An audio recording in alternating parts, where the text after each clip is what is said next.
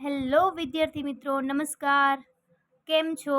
હું દર્શના પરમાર મારી ચેનલમાં તમારું સ્વાગત કરું છું.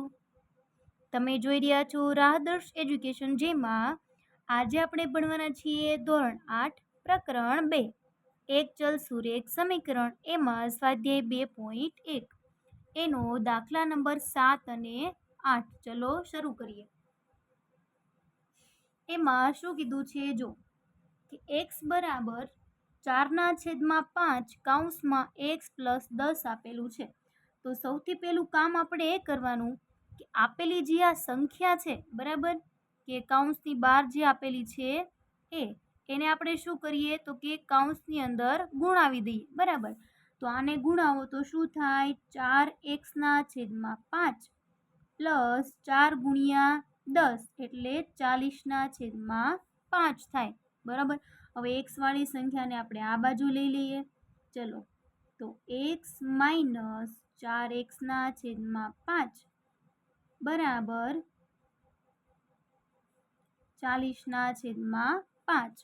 હવે તો કે આનું શું કરશું? તો કે આના છેદમાં કંઈ નથી, એક મૂકી દો અને આપણે એક કામ કરીએ, ક્રોસ ગુણાકાર કરી નાખીએ. એ તો આવડે ને. જો 5 ગુણ્યા x 5x માઇનસ 1 ગુણ્યા 4x એટલે 4x છેદમાં 5 એકા 5 બરાબર શું કરી નાખીએ? 40/5 બરાબર. ઓકે, ચલો હવે શું કરીએ? તો કે એક વસ્તુ શીખવાડું, શું નવું શીખવાનું છે? બંનેના છેદમાં 5 છે, તો બંનેના છેદમાંથી 5 નીકળી જાય તો 5x માઇનસ 4x બરાબર 40 આવ્યા.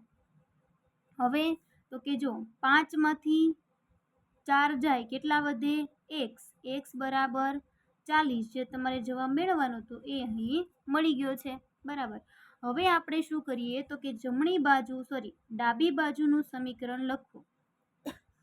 કયું છે? તો કે x જ છે, તો x બરાબર તો 40 જ છે. જો એ તો મળી ગયું, પણ આપણે જમણી બાજુનું સમીકરણ લખીએ, બરાબર. ચલો અહીંયા ઉપર જ લખી નાખીએ સાથે.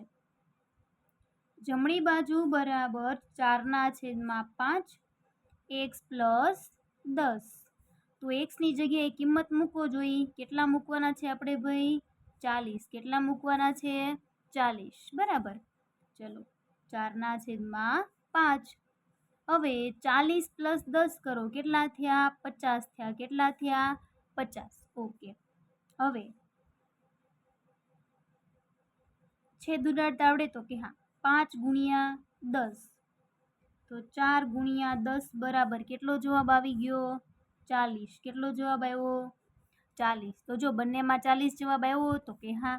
તો લખીએ ને આપણે કે ભાઈ ડાબી બાજુ બરાબર જમણી બાજુ અહીં થાય છે, તેથી આપણો જવાબ કેવો છે? સાચો છે. એની પછી પ્રશ્ન નંબર 8, બરાબર. ચલો, પ્રશ્ન નંબર 8 જો એમાં શું કીધું છે? હવે x વાળી સંખ્યાને પહેલા આ બાજુ લઈ લો, તો 2x/3 માઇનસ 7x/15. હવે 3 છે પ્લસ 1 છે, આ બાજુ આવે તો -1 થઈ જાય, બરાબર ને. ચલો, હવે શું કરી નાખીએ? ક્રોસ ગુણાકાર કરી નાખીએ. જ્યારે આવું તમને દેખાય ને 4 પદ એક હારે થઈ જાય, માઇનસ હોય ને પ્લસની નિશાની હોય ને તો ક્રોસ ગુણાકાર થઈ શકે, બરાબર. 15 દુ 30x, 7 તેરી 21x એના છેદમાં 15 તેરી 45. 3માંથી 1 જાય 2, બરાબર. 30માંથી 21 બાદ કરો, કેટલા આવ્યા? 9x એના છેદમાં 45 બરાબર 2. ઓકે, ચલો. હવે તો કે આ 45 છે ભાગાકારના સંબંધમાં છે, આ બાજુ હવે તો ક્યાં વયા જાય? ગુણાકારમાં વયા જાય, બરાબર. હવે 9 છે એ ગુણાકારના સંબંધમાં છે, આ બાજુ હવે તો ક્યાં વયા જાય? ભાગાકારમાં જાય. એટલે કેટલા આવ્યા? 9. કરો ગુણાકાર.